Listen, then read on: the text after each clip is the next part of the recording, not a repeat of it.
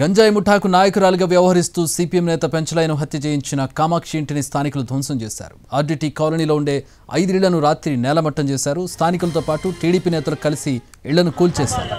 గంజాయికి వ్యతిరేకంగా పోరాటం చేస్తున్న పెంచలైను హత్య చేయించడంతో స్థానికులు కోపంతో రగిలిపోయారు. స్థానిక యువతను గంజాయికి బానిసలుగా మారుస్తూ తీవ్ర ఇబ్బందులు పెట్టిందంటూ స్థానికులు పెద్ద ఎత్తున వెళ్లి ఆమె ఇళ్లను ధ్వంసం చేశారు. పెంచలయ్య హత్య కేసులో కీలక నిందితురాలు అరవ కామాక్షికి సంబంధించిన నివాసాలను స్థానికులు ధ్వంసం చేశారు. రాత్రి సమయంలో స్థానికులందరూ జేసీబీని తీసుకొచ్చి ఆమెకు సంబంధించిన ఆమె కుటుంబ సభ్యులకి అలాగే బంధువులకు సంబంధించిన మొత్తం 7 నివాసాలను కూడా ధ్వంసం చేసినటువంటి దృశ్యాలను చూస్తున్నాం. ఇక్కడ స్టాక్ పాయింట్గా గంజాయిని ఇక్కడే ఉంచి అక్రమ రవాణా చేసేవారు. రాత్రి ధ్వంసం చేసిన ఇళ్లను ఒకసారి మనం చూస్తే అందులో ఫ్రిడ్జ్ తాలూకా దాంట్లో కూడా ఒక మారణాయుధాన్ని కూడా మనం స్క్రీన్ పైన చూస్తున్నటువంటి పరిస్థితి కనిపిస్తుంది. సిపిఎం నేత పెంచలయ్య గ్రామంలో యూనిటీ తీసుకొచ్చి ఆర్టీడీ కాలనీ గ్రామ కమిటీ ఆధ్వర్యంలో యువతనంతా పోగేసుకొని గంజాయికి వ్యతిరేకంగా ప్రచారం చేస్తున్న నేపథ్యంలో ఆమెకు అడ్డు తగులుతున్నాడని భావించి అతన్ని దారుణంగా హత్య చేయించింది. ప్రస్తుతం మనతో స్థానికులు ఉన్నారు, ఒకసారి ఇంటిని ఎందుకు కూల్చేశారు? మొత్తం 250 కుటుంబాలకి వాళ్ళు నచ్చలేదు సార్. ప్రతి ఒక్క ఇంటిని టార్గెట్ చేసి ప్రతి ఒక్క ఇంటిని కొట్టడం జరుగుతా ఉంది. ఇంతకుముందు ఏదైనా అడిగితే చాలు 15 మంది 20 మంది దాకా తీసుకెళ్లి వాళ్ళు బయట నుంచి రౌడీలను తీసుకొచ్చి కొట్టించడం అలాంటివన్నీ చేస్తూ ఉన్నారు సార్. అన్నీ ఓడ్చుకోలేక మేమంతా ఊరంతా కలిసి దానికి అసలు ఓడ్చుకోలేకపోతున్నాం. ఒక మంచి నిండు ప్రాణం పోయింది. అసలే ఆయన ఎంత గొప్ప మనిషి తెలుసా, దేవుడితో సమానం ఆయన. మాకు అందరినీ స్ఫూర్తిగా తీసుకొని ఆయన స్ఫూర్తిగా తీసుకొని మేమంతా చాలామంది మారిపోయాం. ఇప్పటికే చాలామంది మారిపోయి అన్ని జాగ్రత్తగా ఏ పనులు అన్ని పనులు వదిలేసి అందరూ జాగ్రత్తగా ఉన్నారు. అలాంటి అతన్ని మీరు పోలీసులకు సమాచారం ఇస్తే కామాక్షి మీ ఇళ్లకు వచ్చి దాడులు చేస్తుంది, దౌర్జన్యం చేస్తా అంటారు, నిజమేనా?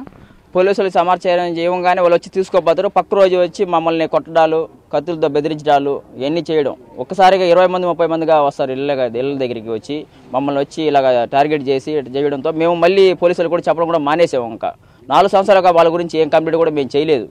చేయిన తర్వాత ఇక్కడ చిన్న పిల్లకాయలని టార్గెట్ చేసి చిన్న పిల్లకాయల దగ్గర గంజాలు అమ్మించి చాలా ఇబ్బందులు పెడతా ఉన్నారు. ప్రతి ఒక్క ఇంటికి పోయి కొట్టడం, చాలా మందికి కత్తులతో కూడా కోసిన వీడియోలు కూడా మా కాడ ఉన్నాయి. గ్రామ కమిటీని ఒకటి ఏర్పాటు చేశాడు పెంచలయ్య, యాంటీ డ్రగ్కి పోరాటం చేస్తున్న నేపథ్యంలో అతను ప్రాణాలు తీసేశారు. ఏం చెప్తారు దీనిపై?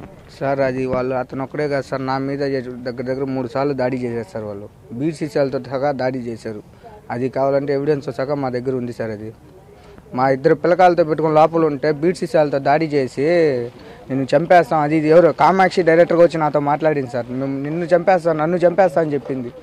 అది 1-2 సార్లు కాదు సార్, 3 సార్లు చేశారు. వినాయక చవితి రోజు కానీ కావాలని మా మీద దాడి చేశారు సార్. ఈ వినాయక చవితి కాదు, ఇంతకు ముందు జరిగిన వినాయక చవితి. పోలీసులకు ఫిర్యాదు చేస్తే పోలీసులు అసలు ఏం స్పందించరా? పోలీసులు స్పందిస్తున్నారు సార్, పోలీసులు రెస్పాండ్ అవుతున్నారు. ఇప్పుడు మేము ఫిర్యాదు చేస్తున్నాం మేమని తెలుస్తుంది కదా, మళ్ళీ వచ్చి దాడి చేస్తున్నారు కదా. వాళ్ళకి అలవాటు అయిపోయింది కదా సార్. ఇప్పుడు వాళ్ళు గంజాయి కేసులో లోపల పోతున్నారు, బెయిల్ తీసుకొని వస్తున్నారు. అదే రిపీట్ అయిపోతుంది. వాళ్ళకి గట్టిగా శిక్ష ఇస్తే ఇదని రాదు కదా. దాంతోపాటు కొంతమంది మహిళలు ఉన్నారు, మహిళలతో కూడా మాట్లాడుతూ ఏం చెప్తారమ్మా?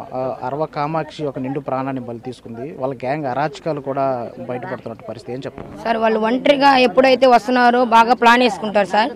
స్కూల్ నుంచి వచ్చేటప్పుడు లేదా ఒంటరిగా వచ్చేటప్పుడు లేదా ఆడవాళ్ళు ఎక్కడికన్నా మార్కెట్కి అలా వెళ్ళి వచ్చేటప్పుడు 4-5 రౌండ్ కట్టుకునేది, బెదిరించేది, బెదిరింపులు చేసేది. ఇలా చేస్తే మేము ఊరుకోము, ప్రాణాలు తీసేస్తామని చెప్పేది.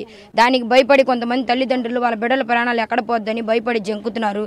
ఈ పరిస్థితి ఇక మేలు రాకూడదని, ఇక మేలు అందరూ బాగుండాలని, ఇక మేలు ఎవరు ప్రాణాలు పోకూడదని, ఆ ప్రాణం పోయిన ఆ కుటుంబానికి న్యాయం జరగాలని చెప్పి మేము మనస్ఫూర్తిగా కోరుకుంటున్నాం సార్. ఆ పిల్లలకి గవర్నమెంట్ అండదండలుగా ఉండాలని, ఇక మేలు ఏ ప్రాణం నిండు ప్రాణం పోకూడదని చెప్పి మేము మనస్ఫూర్తిగా కోరుకుంటున్నాం సార్. కామాక్షిని అరెస్ట్ చేసిన తర్వాత పోలీసులు ప్రజల్లో చైతన్యం వచ్చింది. ఆమె సంబంధించిన నివాసాలను ధ్వంసం చేయడంతో పాటు ఆమె ఇంకా కాలనీలకి రావద్దంటూ కూడా చెప్తున్నటువంటి పరిస్థితి ఇక్కడ ఉంది. ఇది ఇక్కడ తాజా పరిస్థితి. కెమెరామెన్ ప్రదీప్తో వెంకటనారాయణ టీవీ, నెల్లూరు నుంచి.